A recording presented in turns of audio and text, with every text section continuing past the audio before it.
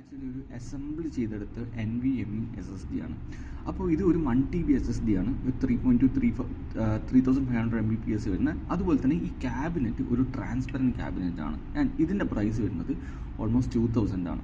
അപ്പോൾ നിങ്ങൾക്ക് ഇങ്ങനെ ഒരു SSD, ഒരു സ്പെസിഫിക് SSD ബിൽഡ് ചെയ്തെടുക്കാൻ ഓൾമോസ്റ്റ് 8000 താഴെ വരും. അതും 1 TB ആണെന്ന് നിങ്ങൾക്ക് ഓർമ്മ വേണം. നിങ്ങളത് ഒരു സോളിഡ് ആയിട്ടുള്ള ഒരു ഫുൾ പാക്ക്ഡ് വാങ്ങുകയാണെങ്കിൽ ഇതിൽ ഒരുപാട് കൂടുതലാണ്. നിങ്ങൾക്കറിയാം, പ്രൈസ് നിങ്ങൾ ഗൂഗിൾ ചെയ്താൽ മതി.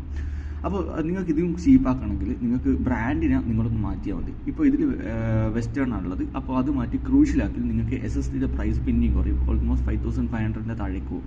അതുപോലെ തന്നെ ഈ ക്യാബിനറ്റിൻ്റെ പ്രൈസ് വരുന്നത് ഓൾമോസ്റ്റ് 2000 ആണ്. ഞാൻ പറഞ്ഞ പോലെ ട്രാൻസ്പെറൻറ്റ്. അപ്പോൾ നിങ്ങൾക്ക് ഇത്ര ഫാൻസി വേണ്ട, ഒരു നോർമൽ ക്യാബിനറ്റ് മതിയെങ്കിൽ ഓൾമോസ്റ്റ് 500-600 റുപ്പീസ് നിങ്ങൾ സ്റ്റാർട്ടാവും. അപ്പോൾ നിങ്ങൾക്കൊരു 7000 ഒരു 6500 അടിയിൽ തന്നെ നിങ്ങൾക്കൊരു SSD ബിൽഡ് ചെയ്ത് എടുക്കാൻ പറ്റും. ഒരു